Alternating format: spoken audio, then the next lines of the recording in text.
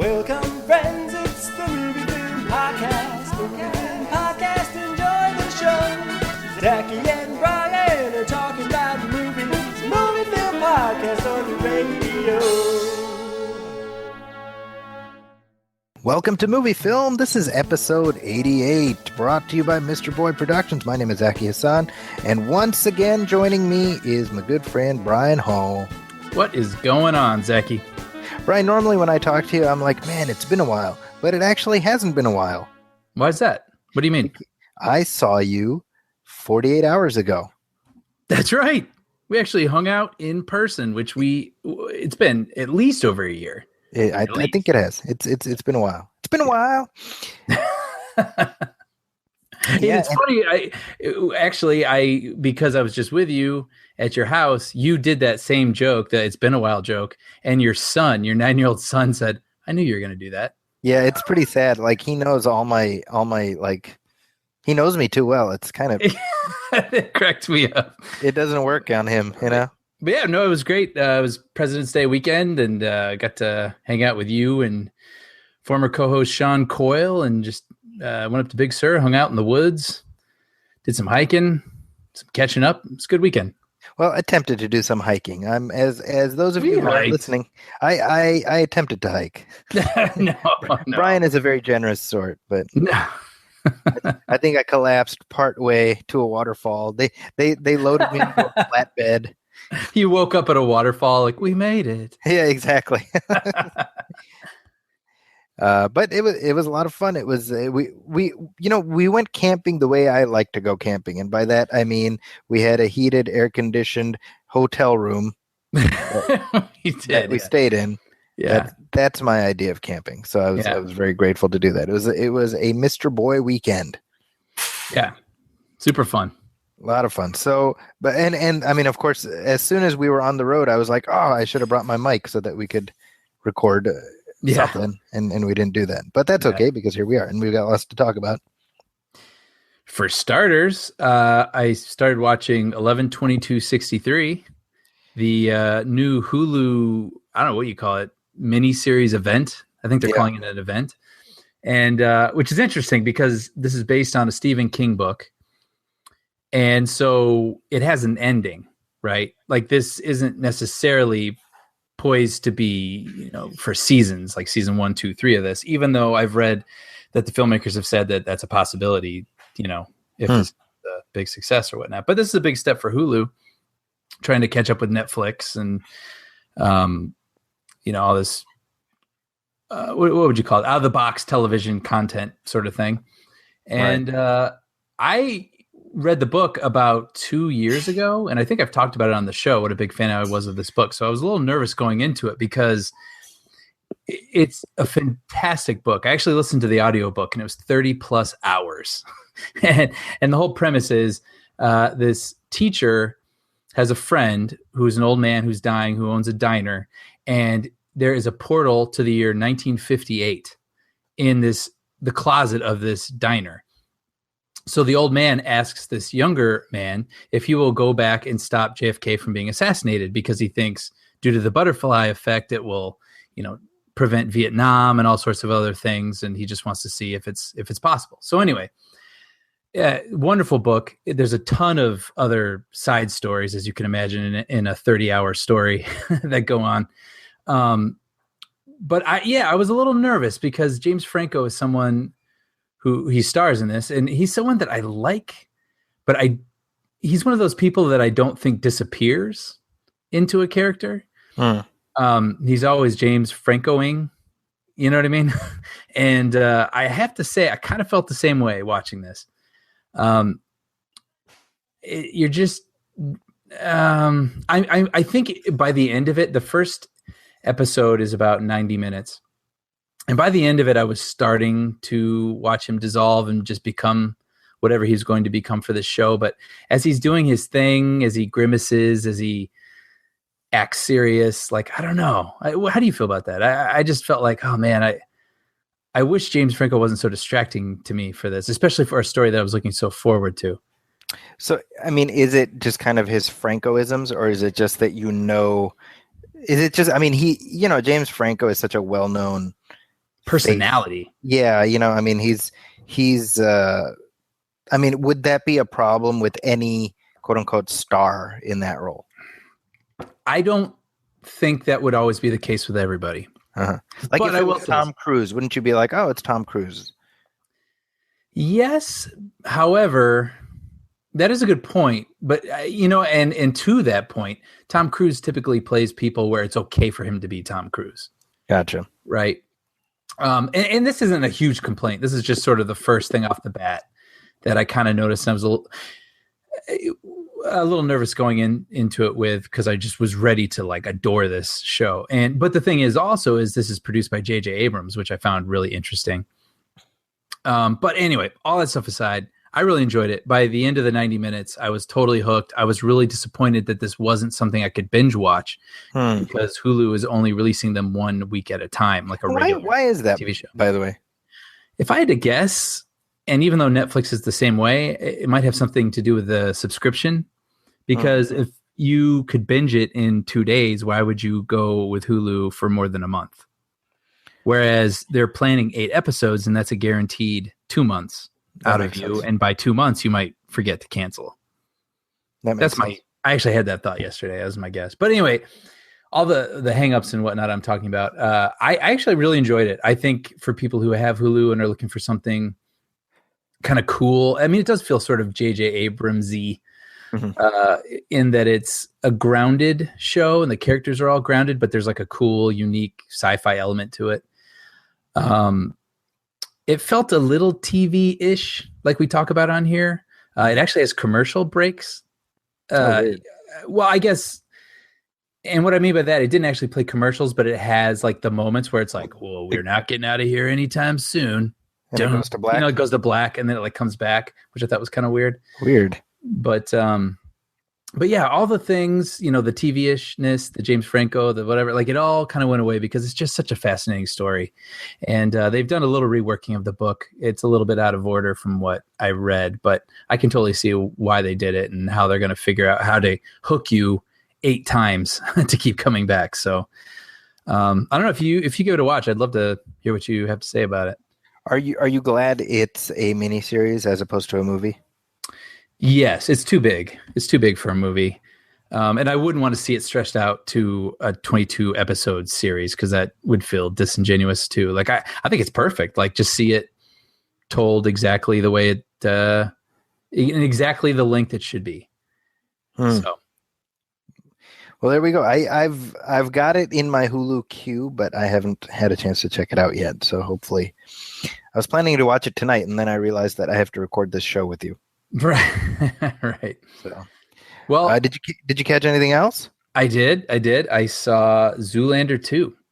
Oh, you're the one. I am the one. And Zoolander was one of those movies.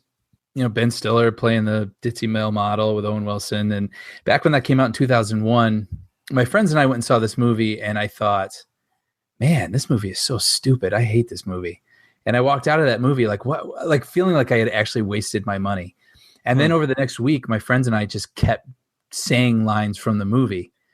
And then we realized we're like, oh, I think we like this movie. and then sure enough, it became one of those ones that, on DVD you watched over and over again. And so, yeah, we've talked about comedy sequels on this show. Rarely a successful venture, rarely a good idea. Basically never. But I was like, I don't know. It's how hard is it? Like, just have him go like Austin Powers. Like he keeps repeating his shtick, but that doesn't mean it isn't entertaining, 3 times. Maybe diminished, but I still laughed at the third one. Sure. So anyway, Zoolander 2 completely suffers from the comedy sequel illness in that right off the bat, I knew what was wrong. Was the opening credits have this crazy over the top CG styled opening that cost a ton of money, and I was like, oh, this feels out of place. What is this about? And then that's just what it is. I mean, they came up with this crazy overly convoluted plot. There's like 4 plots really, and tons of celebrity cameos, and to the point where they're not even surprising or fun anymore. It's just like, who now? Like they just keep coming. I heard Justin Bieber is in it. Yes, Justin Bieber's in it. It's in the trailer. He gets gunned down at the very beginning, and the movie tries to play that for laughs. Like, you are gonna love watching Justin Bieber get machine gunned down. Sure. And it's funny for like 4 seconds, but they try to go for that Family Guy thing where you watch him get gunned down for like a solid 45 seconds. And it's like, okay, like, first of all, this joke feels a couple years old, and second of all, it's like, no, it actually is kind of disturbing watching a human being get machine gunned down for 45 seconds. By the way, Justin Bieber was 7 when the first Zoolander came out. Holy cow. Wow. Well, anyway, it's just, I don't know. I'd say the first 15 minutes, I was like, okay, like, this is going to be dumb, but I can be into this. And then it just, I don't know, it lost itself and it stopped being funny, and I don't know. It tried way too hard, and unfortunately didn't stick its landing. So avoid Zoolander 2. I would. If you're really curious, just because you like the character, I'd say, Redbox or stream it. Well, really, we don't need to tell people to avoid Zoolander 2 because I think people have taken the hint already based on how much it made at the box office this weekend. Yeah. It's kind of embarrassing. It's kind of like, after this long, it's another Dumb and Dumber 2 situation. Yeah. Waited too long, and they didn't come back with the punch that everyone, after all that time, was hoping for. Yeah. That's a shame. Yeah. I mean, I'm not rooting against them. Will Ferrell, Kristen Wiig, a lot of people in here that you enjoy. It's just you want to see them in an enjoyable way. So right. Well, Zoolander had the misfortune of opening against something else, which we'll talk about later in the show, and that might play some role in why it sort of had a catastrophic debut. That's true. Yeah, but we'll talk about that in just a second. Yeah. Real quick, I have a listener letter, and this isn't so much a listener letter as a tweet that we got from Alex Marco, who's one of our listeners, and this is directed at me, Brian. He said, "Your attack on Power Rangers has left me stunned." And then what does it say? There's one word after that. Oh yeah, Zaki.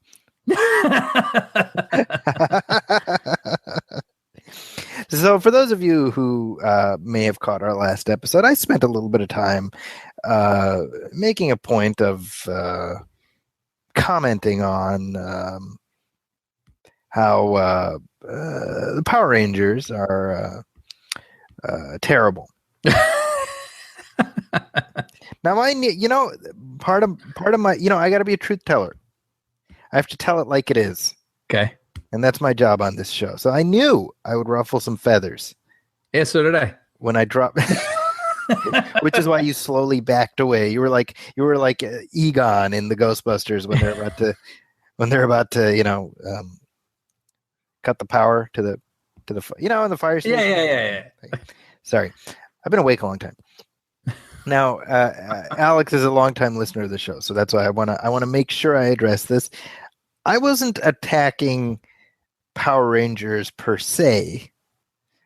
Help me out here, Brian. I was well, if I remember correctly, I think we were saying that we were surprised that Elizabeth Banks, who's basically, got the world at her fingertips right now, in terms of acting and directing, we were surprised that she was going to play the villain in a Power Rangers movie, because the way we remember Power Rangers, you and I mean, it was this show where they took footage from some Japanese show and cobbled it together with,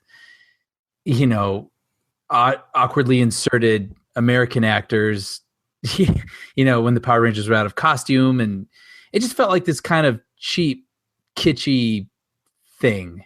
You know what I mean? Like a cheap poppy little thing in the afternoon. And so we have an accurate memory of the Power Rangers. Right. So, but that's, the way I remember Power Rangers was exactly when I was falling out of that demographic. Like, we were really into Ninja Turtles. And then I remember going into junior high and getting into whatever we were getting into. But I remember Power Rangers coming after that. So it was something that I never really understood or got into or whatnot. But for people who are certain years younger than us, then this very well could be their Ninja Turtles. So, Well, thank you for that, Brian. I have Brian on retainer as my attorney to be my mouthpiece. You're like my Tom Hagen, basically. Whenever my mouth gets me into trouble. yeah, well, that's why we keep you around. Speaking of keeping people around, I wanted to segue into trailers for this week. And the Super Bowl was a few weeks ago. And as we know, the reason you watch the Super Bowl, if you are a movie buff, is for the movie trailers. right. There was a game wrapped around the movie trailers. This is correct. Which you had to sort of slog through to get to the good stuff. Yeah, this year at least. But surprisingly, there weren't that many high-profile movie trailers this year. No. Nothing really jumped out at me. Yeah, but you got to wonder if it's really worth the money. I mean, where most people are seeing the trailers for the first time online anyway. Right. And remember that whole debacle with the G.I. Joe 2 trailer where they showed it during the Super Bowl. And it didn't even come out that year. It came out the following year after the next Super Bowl had aired. Jeez, that's right. I forgot about that. Yeah. So anyway, point is, there was one trailer which I thought was fairly high profile, and it was actually our first look at the new Jason Bourne movie, which is called Jason Bourne. Yeah. And I think this is the reveal of the title, if I'm not mistaken.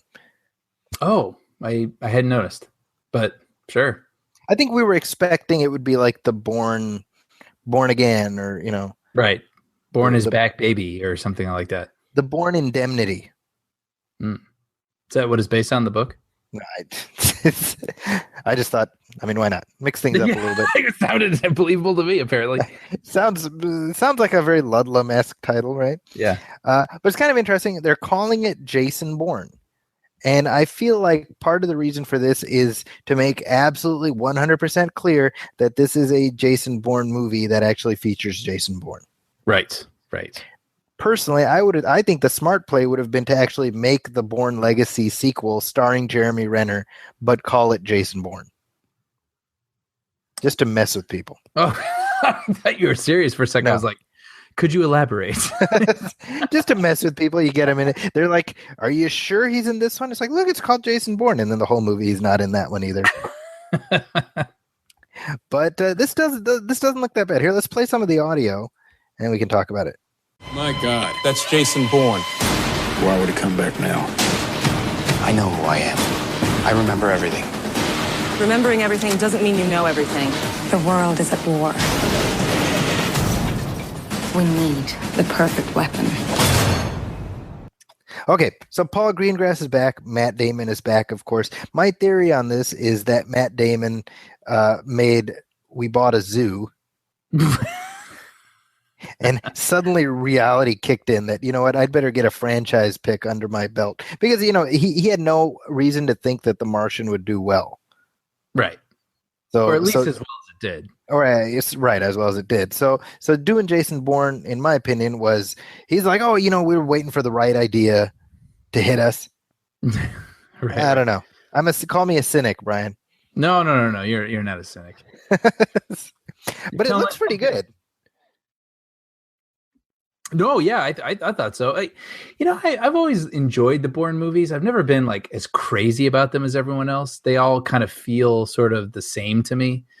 But what I enjoy about them is that they're of a certain caliber. Certain caliber of action film, a certain caliber of plot. And so I'm looking forward to watching a smart action thriller. So yeah. It's kind of interesting, though, because we've talked about this on the show. Like, what is Universal's game after this one? Right. Because when you think about it, they put all their marbles on Matt Damon coming back.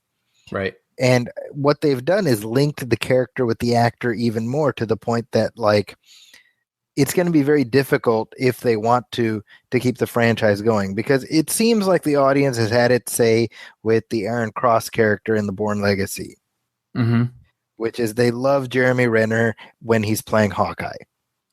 Sure. And that's about it. So Matt Damon does this one, and if he's done after this, well, what then? If you're Universal. Yeah. Like, do you try to reboot and hope for another I mean, I guess that's what I would do if you had to start over, right? I mean, why keep? Well, no, I actually changed my mind. My thought. I was going to say you might as well start over and try to pick a star you think can't miss or something like that everyone will turn up for, like I don't know, Channing Tatum or something. Sure. Just off the top of my head, but like, or maybe if you're smart, you do try to keep this particular universe open and hope Matt Damon comes back again down the road. I mean, do you want to close the Matt Damon thing off when he's clearly the draw for this for everybody? I mean, that's the thing, right? Is like even if you don't close the story off, I mean, biology, it means he's not going to play the role forever because he's what is he, 40 something? Yeah, so he's got what, maybe 5 years left where he can believably do it without, like, do we want to watch old man Jason Bourne? I could see Matt Damon 10 years from now doing a version of this movie people could like. Sure. But I mean, I understand what you're saying. Definitely. It's my point is, it's like a studio has to make a decision. Is the character or is the character the actor? Right. And it's like, I think I've said this before. I can't remember, but there's an alternate universe out there somewhere where Sean Connery kept making Bond movies until the 2000s. Mm-hmm. And they were all fine and he was awesome. But like in that universe, the James Bond series is over because Sean Connery is retired. You know what I mean? Right. Like there's only, and when you think about it, I mean, when you look at The Rock and you sort of picture John Mason basically being James Bond, that's pretty cool. Yeah, sure. Yeah. You know what I mean? So you can picture a version of Bond like that where Connery just got older doing it. Right. But it's a very different version, and so that's kind of what do you do with Bourne, Yeah, I mean, but the thing is I don't feel like the Bourne movies have as many tropes, or like the iconography or something that people enjoy seeing new actors do, like they do with the Bond thing. That's a good point. Like Bourne is Matt Damon. You're right. That doesn't mean they can't fix that or tailor that, but to me, that's how it feels currently. Sure. The first actor to play Jason Bourne was, by the way? Who? Richard Chamberlain. Really? Yeah. There was a TV miniseries in the 80s. It starred Richard Chamberlain and I want to say Jacqueline Bisset. Was it the first film, like The Bourne Identity, like a guy wakes up? Well, the first movie has basically nothing to do with the book. Oh, really? Yeah. Huh. And it's Jacqueline Smith, by the way, not Jacqueline Bisset. But the bare bone structure of the book is what they use for the movie. So the miniseries is slightly more, slightly truer, but I mean, it's an 80s miniseries and it stars Richard Chamberlain. So make of that what you will. I wouldn't recommend the miniseries. I thought it was pretty tedious. But little point of trivia, the first Jason Bourne. Moving on, one more trailer. The final trailer for Batman vs. Superman just dropped yesterday. So given that we have sort of tracked this progress all the way through, it seems only fitting that we be here for this. Of course. So if we must, we must. If we must, we must. So let's play some of the audio from the final Batman vs. Superman trailer. I'm getting slow in my old age, Alfred. Even you got too old to die young, not for lack of trying.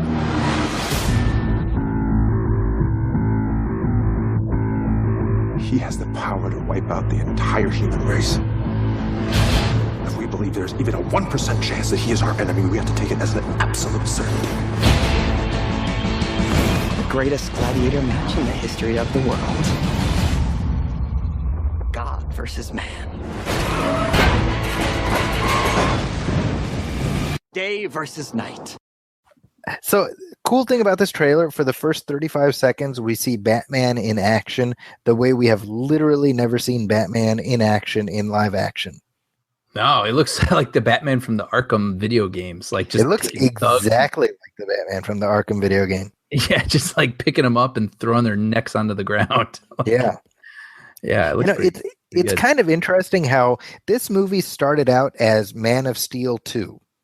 Was it literally Man of Steel 2 in the beginning? Well, I mean, before they announced the title, it was, it was going to be the sequel to Man of Steel. Right. Okay. And then they're like, oh, Batman's in it. And then they announced the title like way later. And, but it's just with each progression, like this trailer, I think has like 2 shots of Superman in it. That's kind of true. I think they've changed the title to Batman v Superman. I'm sorry, Harrison Ford. Can you say that again? Well, I was watching those Batman movies. It's very, very good. Yeah. But it's now we're a little over a month out from this movie's premiere, and we know how much Warner Brothers has riding on it. The entire DC cinematic universe is basically resting on this movie doing well. They're already filming Wonder Woman. Right. They're already ramping up to do Justice League. They've already, Aquaman is everything is, all the tendrils are connected, right? So this trailer to me shows how Warner Brothers has no faith in Superman to bring people in. So they're like, you love Batman? Here's Batman. Yeah. Yeah, I don't know. Do you feel like what am I trying to say? Like, do you feel like what? I don't know. Do you feel like a Superman sequel could usher in Justice League? No, because they blew that because the reaction to Man of Steel was so polarized. Right. Which is, it's weird because when we talked about Man of Steel on this show, you, me, and Sean, we were all pretty satisfied with that film. Yeah. So it's been, and I remain, I haven't revisited a lot, but I still think it's fine. But it's been really weird to see the opinion about Man of Steel kind of ferment before our eyes. Okay. Where it's almost become conventional wisdom that movie was a disappointment. Yeah. And not too long ago, there was some video on YouTube where some kid was like, here's what Man of Steel would look like with color. Did you see that? I didn't. Oh, you didn't? Oh, yeah. It was really big for like a week, as things are these days. And some kid actually added color to a scene from Man of Steel. So, the movie has this very dialed down, muted color palette. Yeah. Very blue, cold sort of feel. And it looked kind of great. Really? Yeah. That's hilarious.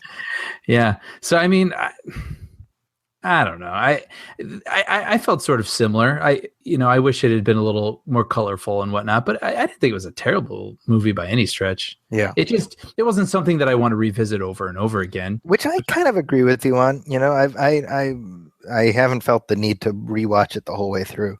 Whereas if The Dark Knight is on cable and I stop on it, there I stay. You know what I mean? Like that's. But see, so this is interesting to me because this whole sort of grimdark, version of the DC movies is certainly indebted to the perception that the Nolan Batman movies have, and yet you're saying that you would prefer to watch The Dark Knight, whereas Man of Steel you probably wouldn't. What's different to you? I think. What are you trying to say? Extremely abstractly. I'm going to speak abstractly here now. I think Man of Steel feels flat. Like it just feels flat. And The Dark Knight, like there's so many sequences that I love. I feel like there's this dynamic visual style going on, which isn't even flashy by any stretch. Nolan is like a classical filmmaker, but like the look of the world, it's dark, like there's shadows, but it's not washed out, right? Like it's nighttime and it's whatnot, but there's still color to it. The city has color, Joker has color, the sky is blue. You know what I mean? Whereas Man of Steel just has this kind of sort of flat palette, this flat feel. The story feels, I loved Kevin Costner as Pa Kent, but I felt like he didn't entirely get his due. Sure. That character. I totally agree with that.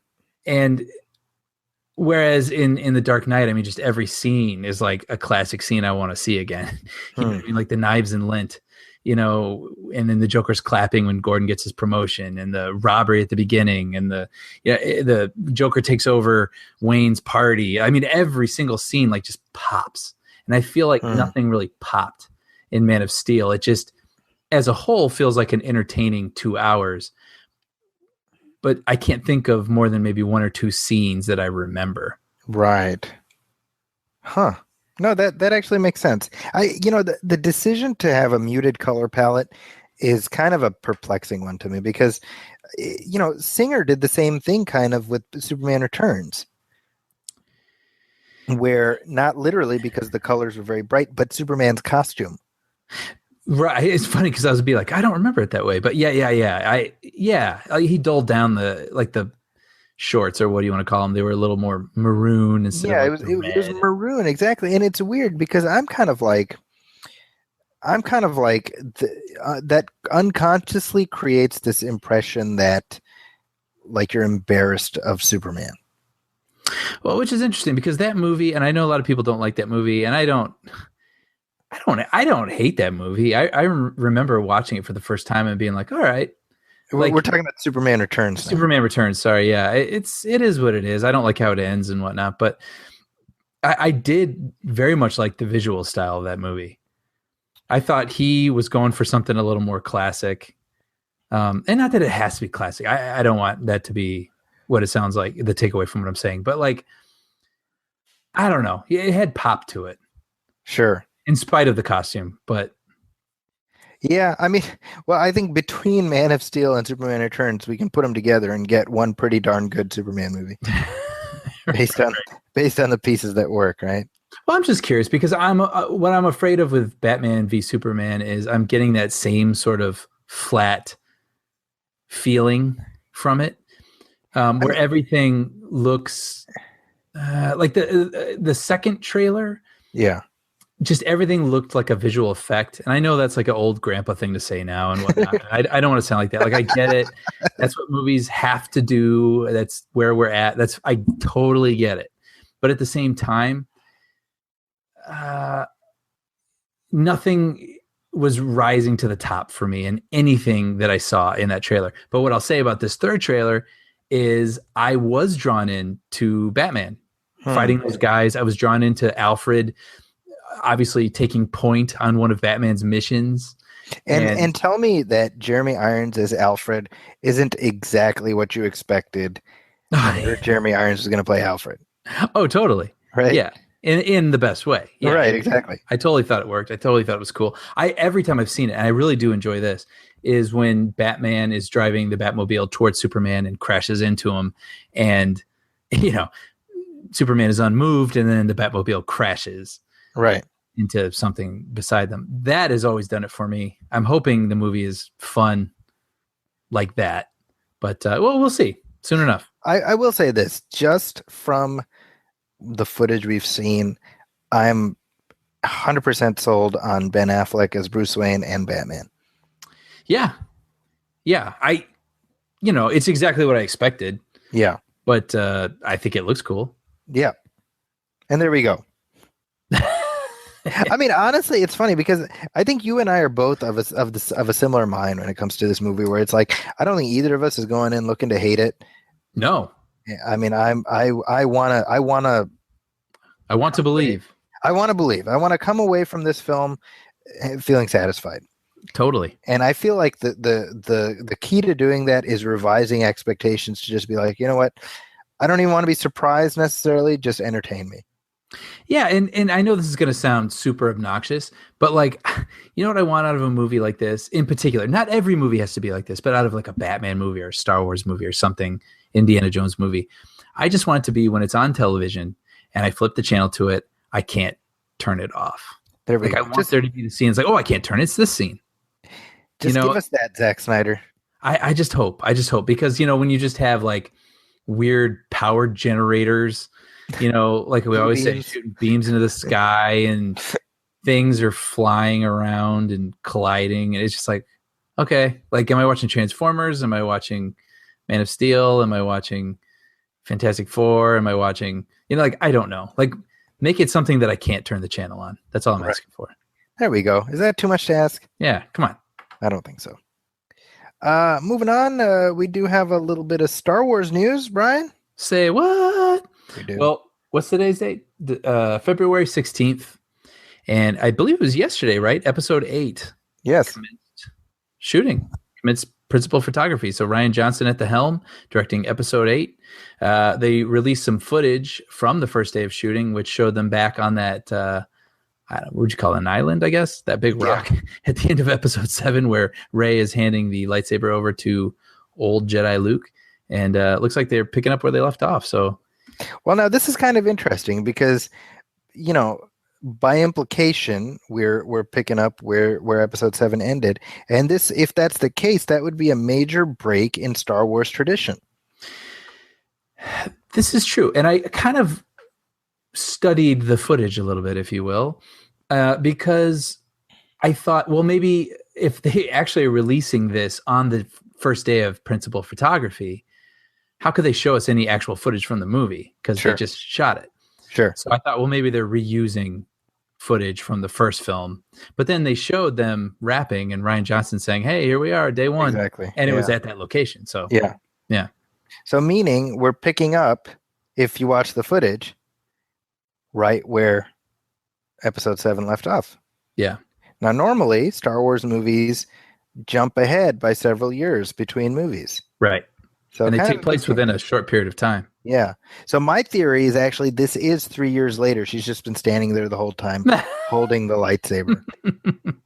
It's very possible. Actually, what I was thinking about was that's going to be like the shortest opening crawl in history. If I had to guess, just an educated guess, a random guess, I am guessing that footage was from the first film. But I wouldn't be surprised if they were shooting more footage there, because that's where Luke lives now. That's where the old Jedi Temple, the first Jedi Temple is supposed to be. So maybe we catch up with them there, same location. Just a guess. Several months later. Yeah, possibly. I don't know. Otherwise, it'll be like episode 8. Rey is still waiting for Luke to say something. It's just one sentence, and then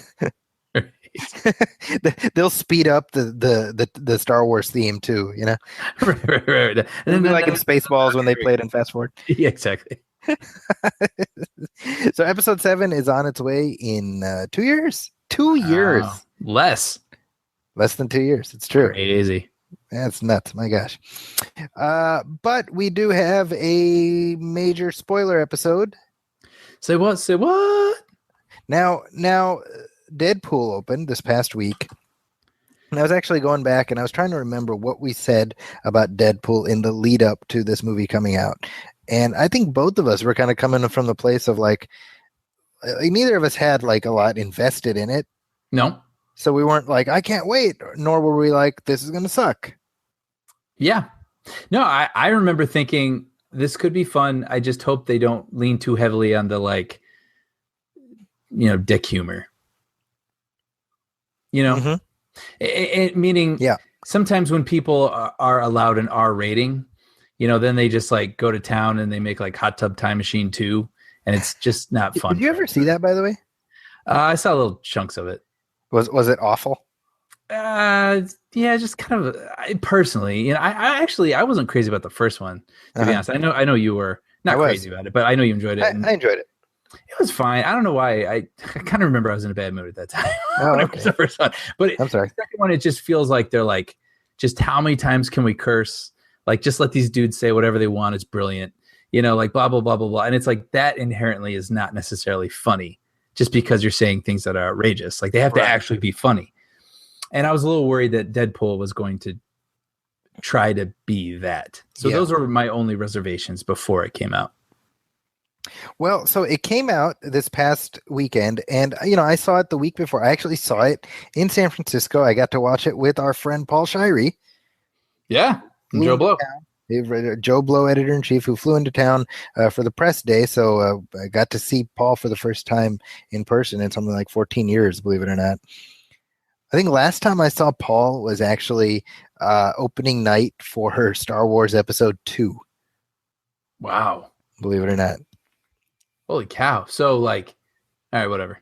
that's a long time. Okay, it was a long time. Yeah. So the fun of getting to watch Deadpool with Paul was of course a lot of fun. And the following day, by the way, he interviewed Ryan Reynolds and TJ Miller, and the video of that is on at JoeBlow.com. So seek that out. But regardless, I saw it. I enjoyed it. I genuinely had a good time, and I was like, the fans are gonna go ape crap over this. Mm-hmm. But I was like, I don't know how it's gonna play to the straights. right. The normies. The normies. Who don't have, decades of investment in this character. And that I said as much in my review. I was like, I think it's a lot of fun. I think if you're a fan, you'll dig it. If you're not, I don't know. Well, one look at the box office for this past weekend tells the tale. And let me just run down some of the box office records that fell in the wake of Deadpool's release. First of all, the biggest R-rated opening weekend of all time. Wow. So it made $135 million over the course of a Friday to Sunday. Sunday, yeah.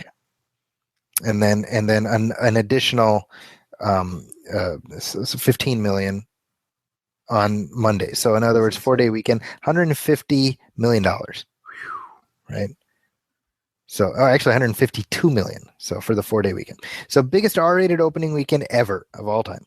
Biggest February weekend ever of all time. Biggest President's Day weekend of all time. Biggest X-Men movie of all time. That's nuts. Yeah. So the previous X-Men record was X-Men: The Last Stand, which opened to 102.7 million. And also the biggest Ryan Reynolds opening weekend of all time. But here's kind of the interesting thing. Deadpool opened to 152 million over its opening weekend. The Wolverine, which is the last Hugh Jackman starring movie, topped out at 132 million domestic total. Wow. So there's Deadpool made in 3 days more than the Wolverine in its entire release. What is that about? You tell me. I don't know. I have to say, I was familiar with Deadpool. Yeah. But I mean, the Hunger Games didn't even do this money. Yeah. You know what I mean? Like, how did this obscure character, like, I would just be curious to ask, because people like us, and people who read these movie news sites and who follow these things, like, we were aware of this. We knew it was coming and we were hoping it was good. Right. Yeah. But how did everybody show up to this? I would be dying to know, like, were people anticipating this movie? Was this like an enormous word of mouth movie over a holiday weekend? Like, how did this obscure thing just catch on to so many people? Well, I think part of it is that the reviews were overwhelmingly positive, 84% fresh on Rotten Tomatoes. Right. Which means that the mainstream critics were embracing this. That's part of it. Yeah. So, but I mean, yeah, keep going. Sorry. Well, so you got an audience that probably normally would not have come in for something like this. The people that did come in, the cinema score was an A. Right. So that means overwhelmingly audiences embraced it. Right. But I mean, I have no explanation for this. I really don't. Yeah, like if this had happened over, say, 2 weeks, right? I would be like, okay, that's insane. But like, I just can't believe that everybody already had their minds made up over the 3-day weekend to make this crazy movie, bigger than Spider-Man. Right. It's great. And I don't say that in a disparaging way. I'm like just kind of in awe of it, to be honest. Well, and by the way, that's worth pointing out too. This is the biggest opening weekend also ever for a first movie in a superhero franchise. Yeah. So bigger than Iron Man 1, bigger than Spider-Man 1, you name it. But yeah, crazy. Well, and the best part of it all is people didn't walk away disappointed. So, I'm looking at it on IMDb right now, and it has an 8.7 rating, which is not very many films have that. So okay, well, so let's get into it a little bit. Do we want to? First of all, let's do our non-spoiler reaction, and we can kind of get into some details. Yeah. Well, do you want me to start? Go for it. Now, and you, I think, are a test case for like the non-Deadpool fan. Yeah. Yeah. I what did you know about the character before seeing the movie? Very little. I think I had read one comic because somehow it came across my desk, so to speak. And I was like, all right, I've heard of this guy. I know people like him. And I enjoyed, his whole talking to you, the reader, breaking the fourth wall sort of thing. And his powers, his abilities weren't very clear to me. And whether he's a good guy or a bad guy wasn't very clear to me. I assume because Ryan Reynolds is playing him and he's the hero of the movie, he's at least an anti-hero. But what I found interesting as I jumped right into the movie was I literally had no idea what to expect from this guy other than he's funny, right? Sure. So this is in the trailer. I'm not spoiling anything, but the movie starts with him basically taking out a bunch of guys in a car.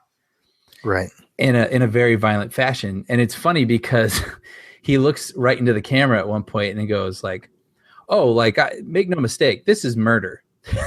Cracked me up because I was like, all right. I'm like, so I don't know who this guy is. Like, I don't know if I should be rooting for him, and whatnot. But I thought the movie did a really good job. I'm the type of guy where if I watch a movie that's a little nihilistic, I would say if it's good, I can go along with you. But if you just take one misstep, no matter who the hero is supposed to be, if it's not carried out right, I'm just like, that guy, yeah, but he killed that guy. I can't get behind the person, right? And this movie somehow totally manages to have this guy who is, kind of an anti-hero and make him completely lovable. Right. Right. And completely everything he says is hilarious. Even when he says really dark things, he encourages some people to do terrible things. Right. In this movie, but it still makes you laugh because you're like, oh, he's this is not an original thought, but he's basically like an R-rated Bugs Bunny. Sure. Right. Just bouncing off the walls and poking people in the nose and laughing and jumping off bridges and disappearing, like a cartoon character. And turning to the camera and saying, ain't I stinker, basically. Right. So, yeah, I got to say what I really enjoyed about it was he's an interesting character for all the reasons I just said. But then also this movie is a love story. And for being a movie that's so bonkers and silly, and for a movie that's so violent, and it is very violent, it also had a love story that I really enjoyed, which I did not expect. So, I can't say that I walked away from it as in love with it as I felt everybody else was. Like 2 thumbs up. Absolutely. I would totally give it an A. I really enjoyed it, but I wasn't like, oh my gosh, I got to go see this over and over and over again. Like some other people were. Sure. But yeah, I had a really good time and I do look forward to watching it again down the line.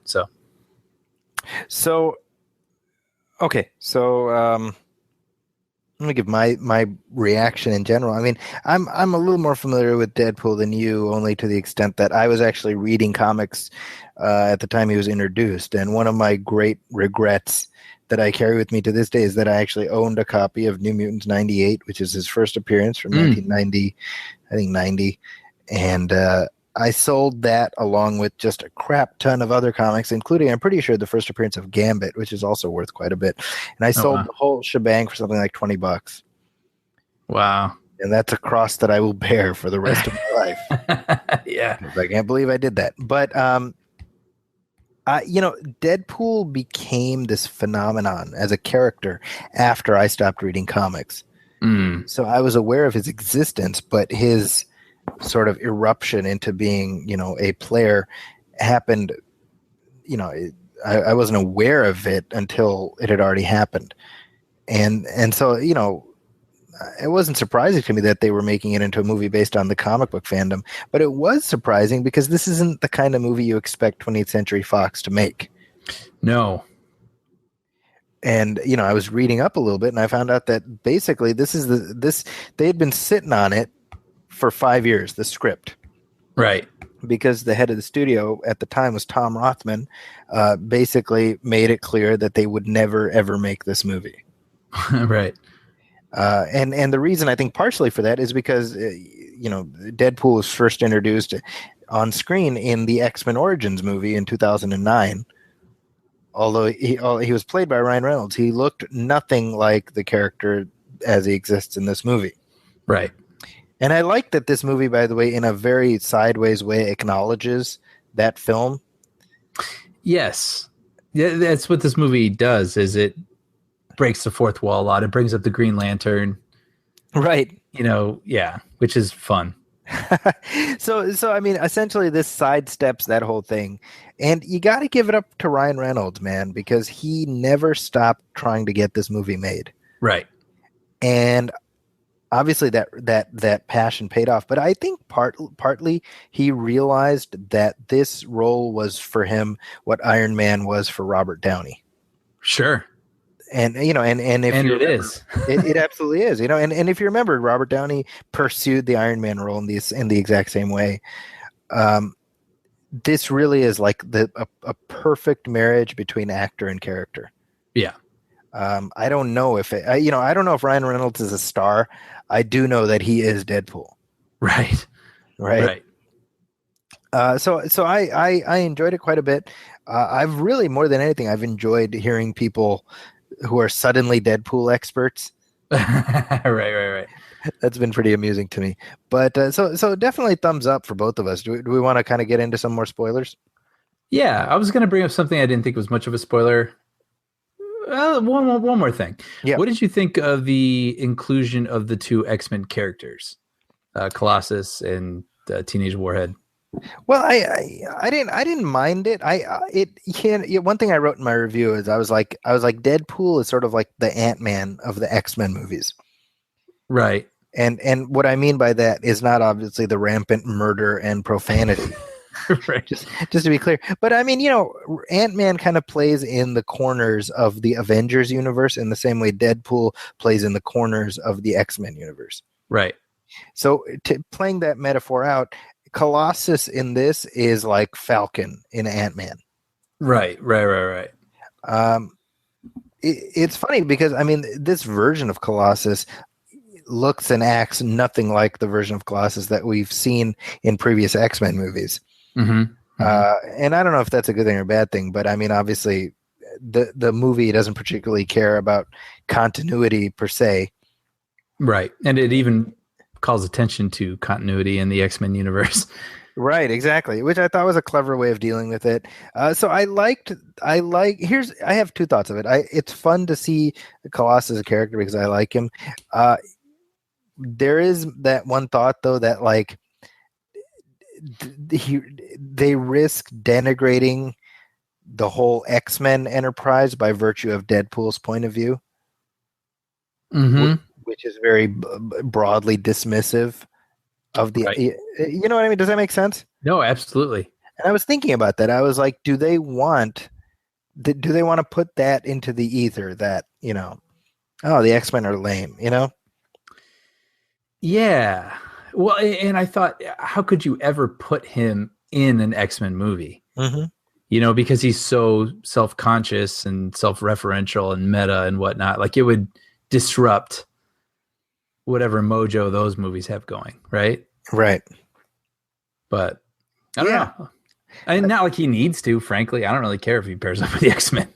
Yeah, and I would hope that here's what I would say. I think that if you're going to have Deadpool meet the X-Men, do it like you did here, where you have the X-Men enter his world rather than have him enter their world. Totally. Because I think the minute you drop Deadpool into X-Men 8 or whatever, you risk you potentially sort of pull down the artifice that draws us into the similitude of that world. Yeah, I completely agree. Yeah. But I'm glad that this exists. Oh, totally. Yeah. Well, I mean, I'm glad that it exists, and I'm glad. I mean, what took Fox this long to start doing this with the rights? Because really, from 2000 to now, every X-Men movie they've made is an X-Men movie, and I include the Wolverine movies in that. Because really, when you think about it, every X-Men movie except for First Class is a star vehicle for Hugh Jackman. Sure. Right? So even the Wolverine spin-off movies they're basically X-Men movies. Right. But this is the first time where we're really doing the quote unquote Marvel style shared universe. Right. And it's like it took them 16 years to get here, you know? Yeah. Yeah. But I still kind of, sorry, lack of a better word, marvel at this, because it is a weird movie. Yeah. Right. And it's really profane and it's really violent. And I don't know. I think it's amazing, that it got made in the incarnation that it is right now. Yeah. And then I think it's amazing, and Fox must be like, it's easy for Fox to right now reap all this money and everyone to go, yeah, great, because it's great and we love it, and yeah, I'm going to buy it on Blu-ray. And of course, Deadpool's awesome. But like 2 years ago when they were about to shoot this, I mean, who knew? You couldn't have predicted this.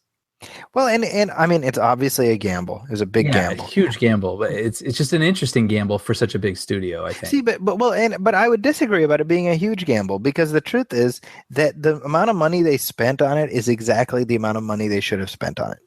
No, I completely agree. We've talked about that before. Like, studios should be smarter with their money, and it's okay to make a $30 million movie and have it just make 90. But Exactly. I think it's interesting that it makes fun of the main franchise Fox leans on.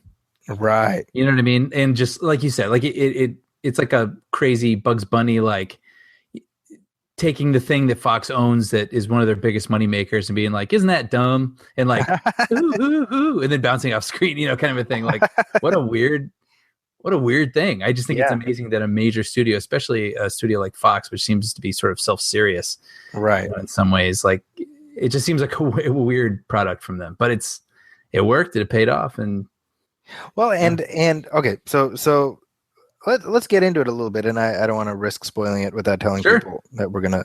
So from here on in, there may be spoilers, we may not, but just in case, be aware. Yeah, that possibility exists. We're leaving it out there. So in terms of the story now. We get his origin, which is he's a ex like special forces or something there too, right? Mm-hmm. Badass basically, right? And even before he becomes Deadpool, he's like a bad guy. He's like a bad guy with a heart of gold, right? Right. Worse than Wolverine in terms of badness. Right, and what he's willing to do to people. Right, exactly. Right. And then of course he hooks up with Marina McCarran, who I've been a fan of for a long time, and I remain a fan of her. Oh yeah. She's terrific in this. And then he gets cancer, and he seeks treatment for the cancer through this like superpower group, and he becomes this disgusting, like, I don't know, he's covered with gross things. Yeah, his whole body is basically scabbed over, and but he has like the powers. Basically, this is something actually I wasn't super clear on, and I can ask you here. Yes. So what were they trying to do? They said they were trying to inflict something on him to see if a mutant gene would try to counteract it. Yeah. So basically, the mutant gene is only triggered through extreme stress in this. In this story, normally it's triggered at puberty. So that basically they put him in like a life or death situation until whatever his latent gene was activates.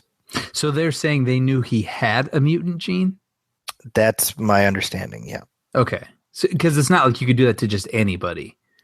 Right. But again, based on the films, based on the X-Men films, it's at puberty it happens. Right. Whatever your mutant powers, that's when it manifests. Right, which not everybody has. Not everybody has it. So if you have it, it happens to you when you mature. Right. But I guess that's what I didn't understand, was that Wade knew that he had. Well, Wade didn't know he had it. Those guys did. Oh, and that's why they recruited him? Yeah, that's right. Okay. I didn't follow that. I was so essentially he's once his mutant power activates, his mutant power is healing factor, just like Wolverine. And so the reason he's all covered with scabs and everything, I had to read up on this, is that basically that's his body reacting to the cancer. So essentially his cancer is never actually cured. It's just his body's constantly replacing cancerous cells with healthy cells. So Okay. He's kind of like overhealed, which is why he looks like that. Right. So if the cancer were ever removed from his body, he would actually die. Oh, wow. Because it's like the cancer and his powers are in this like state of static equilibrium, kind of. Mm-hmm. Which again, if I sound confused, it's because I am. But that's it's interesting. Yeah, so that's why he looks the way he does. And I mean, I'm guessing that process kind of made him a little cuckoo bananas, which is why he talks the way he does. Which because he didn't really, to that same extent, before the procedure. Right. As far as weak spots for the film, I thought that Ed Skrein as the villain and Gina Carano as the villainess were both entirely disposable. I've noticed this about Gina Carano. Do you notice when you put her in a movie, you don't give her any lines? Well, she has a few lines in this. I mean, very, very few. That's true. I've noticed this about her now in movies. Like it's true. Yeah, even in the Furious 7, it's like Furious 6. 6, sorry. She has no lines in Furious 7. So yeah.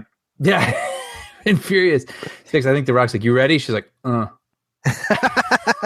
It starts to stand out to me. That's hilarious.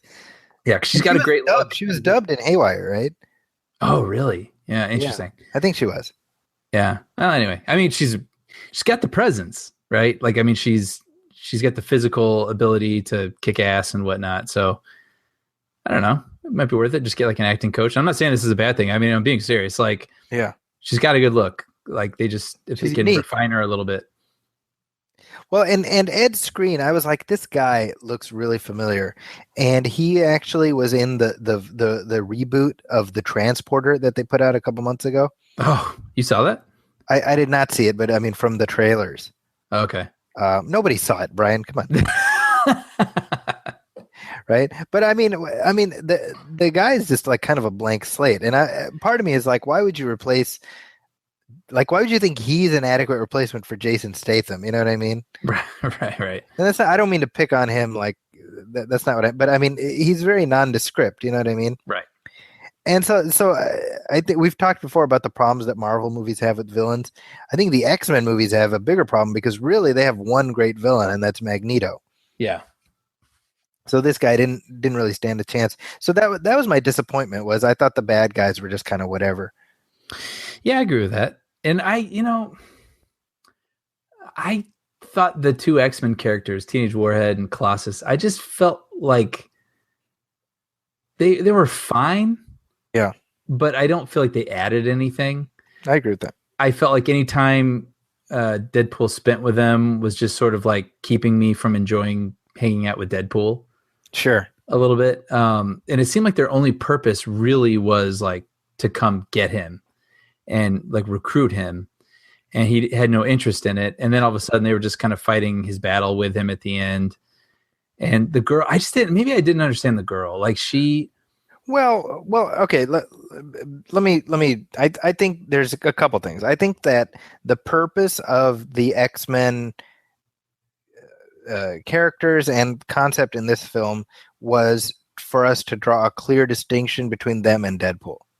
Totally. That was like the primary reason. As far as why they used Colossus, that I don't know. Yeah. And I agree with you that I think that we could have done without them being part of the finale. Yeah, but I'm not saying I want that. Like, I just wish I had enjoyed them more. Like, I wish I had been given a couple more threads to hang on to. Sure. With each of them, like, why should I like this girl?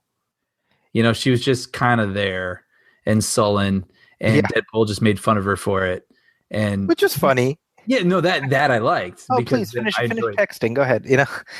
Yeah, I know. I enjoyed him interacting with her, but like I I just feel like if they're going to be kind of a trio, at least for the third act of this movie, like I would kind of like to root for them too. Yeah. But they just kind of did what they did. And I was just excited anytime we went back to Deadpool, I found. I think that's fair. No, I don't disagree. I'm not saying they didn't drag the movie down. Movie's fine. I just wanted a little bit more out of them. Maybe. Well, and there's the great gag where Deadpool shows up at the X Mansion near the to get them. And he's like, oh, it's funny how you guys are like the only ones here when I stop by. Or whatever. Like I thought that was funny, but I think it would have been funnier if it was like a character who we know or an actor who we know. Wait, what do you mean? In the background? If instead of Colossus, who in essence is a completely new character, right? If it was an X-Men actor / character who we are familiar with from the other films. Oh, I see. Rather than Colossus. Yeah. But that joke. Or if it was the Colossus from the other movies. I don't know. Does that make sense? I don't know. Maybe. Yeah. I think the gag would have been funnier. Like, obviously, Hugh Jackman isn't in it. You know what I mean? Kind of like that. Right. I think it was funny because I was feeling that without realizing I was feeling it. Sure. You know what I mean? Like seeing that house and seeing the girl answer the door and there's literally no one behind her in the house. I was feeling that without knowing it. And then when he called it out, I laughed especially hard. That was really funny. Yeah. TJ Miller. I know you're a big fan of TJ Miller. Yeah. I like him on Silicon Valley. And it's funny because I'm not like an enormous fan of his. I think he's funny on that show and whatnot. But I was a little worried, especially from the trailers where they were playing up like how much he seems to be riffing. And I was worried this movie would suffer from that thing where they're like, we got a funny guy. Like, we're not going to cut. Why would we cut? Like, just let the funny guy keep talking for 3 minutes straight. And they didn't do that at all. And I thought it was great for it. It allowed him to shine and actually feel like a character. Like he belonged in the world and not just be TJ Miller commenting on stuff. Right. Well, I think they thread that needle pretty well. Yeah. I think it's clear he had a great rapport with Ryan Reynolds because you can tell a lot of that stuff between them is just them. It is them riffing. But I think the riffing works. Oh, totally. And actually, this is a good point to mention that this is the first live action film by Tim Miller, who directed it. And he's an animation veteran, and so this is actually it was a passion project for him, the same as it was for Ryan Reynolds. Mm. And it got made. When you look at all the ways it's got made, it's really, it's almost like an indie movie getting made. You know what I mean? Totally.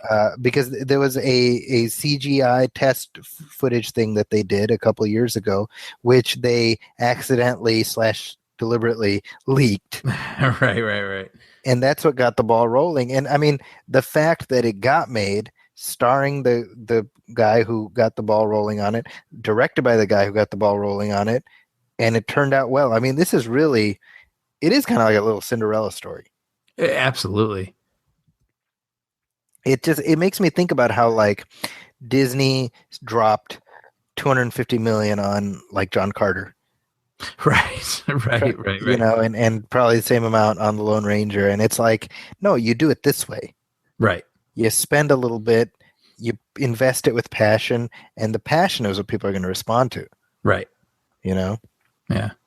Now, of course, given that this is Hollywood, they are looking at Deadpool's success. They're salivating over these box office numbers, and naturally now we can pretty much expect superhero Tourette's for the next several years. Yeah, right.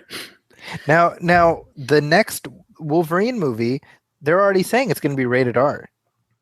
Yeah, which is, you could say, like you said, that Hollywood is going to be like, oh, like this movie had a guy that cuts off people's heads and swears a lot. Let's make like 20 movies with people that cut off people's heads and swear a lot. Obviously, for any smart person, if you work in Hollywood, I'm talking to you. That's not why this movie succeeded. It's because that's who this character is, and they let him be who he is, and they did it. It was true to itself. So hopefully moving forward, any movie, the real lesson here is trying something new correctly.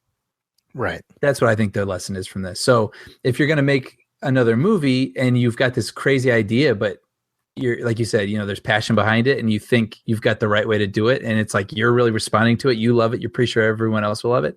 That's the risk worth taking. Right. But what you're sort of, I think, getting at is now people are going to be like, oh, well, let's like make Thor the R-rated version. Because that's what works. Where he wields his hammer and his hammer. Yeah. But I say this condescendingly. Any smart person knows that's not the case. Yeah. Well, we'll see. Yeah. Because Hollywood being Hollywood, they're Hollywood. Yeah. But that I don't even know how we repeat the thing you texted me today, but it was really funny.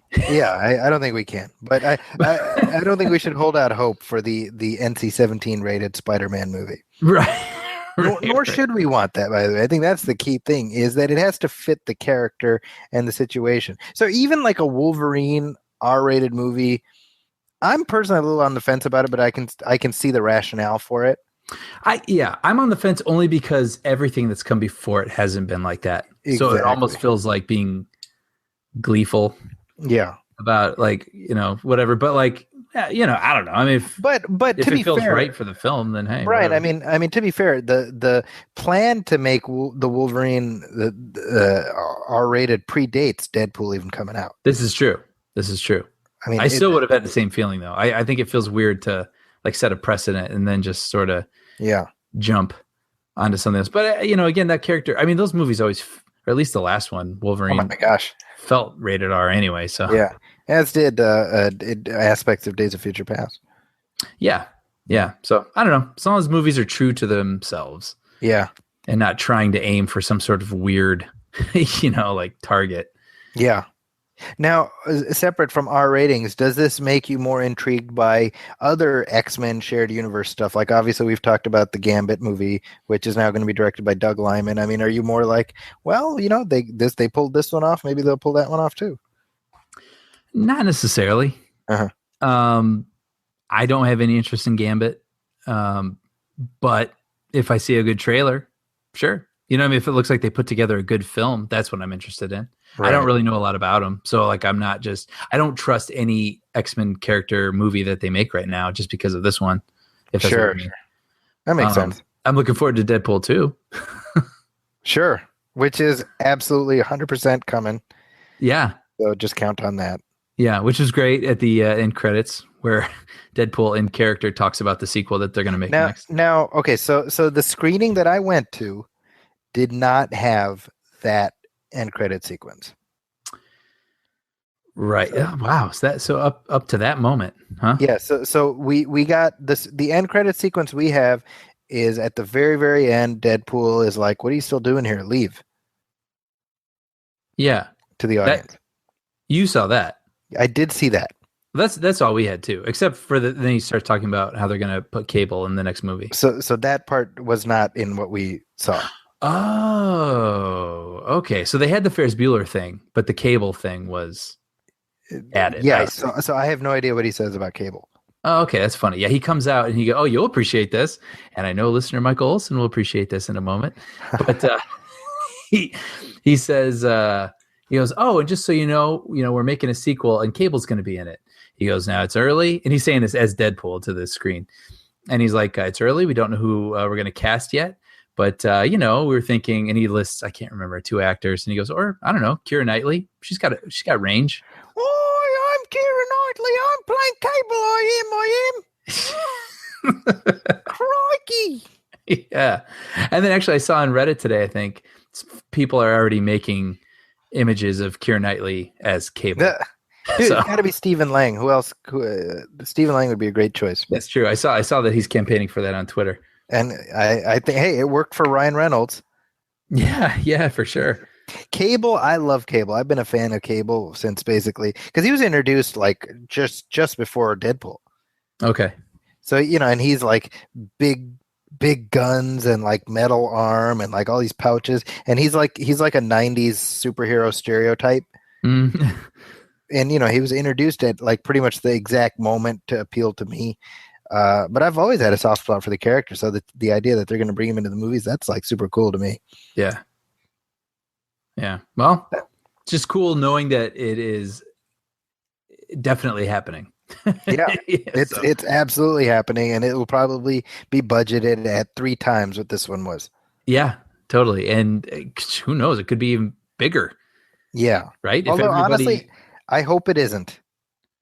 Why is that?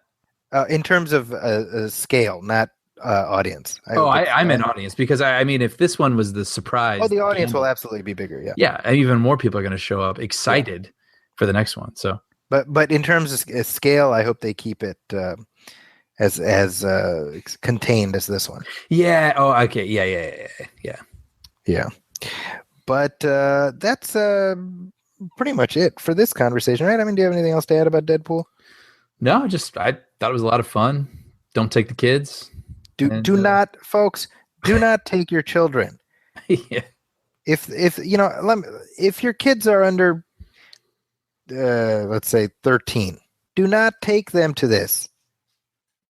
I'm not judging you, but you might be a bad parent. I'm not saying you are, but the possibility very much exists. So avoid the possibility. It's not for children. But that's a good place to wrap things up here. As far as Deadpool goes. Brian, what are you up to lately? What do you have going on? What do you want to hype up for us? Well, as I've been saying lately, I've been writing for the Bob's Burgers comic book, and I have a few brewing right now. And I guess if we can tease a little bit, it involves video games. There's a video games theme to it, which I was pretty excited to do. And I've just saw the art for the first time, and it has to do with turning the characters into 16-bit characters. So it looks awesome. I'm really excited about it. That'll be coming out shortly. I'll let everybody know when. There we go. And yeah, I was going to say if you have anywhere else people can find you online, but we're not doing that anymore. Yeah, yeah, not really.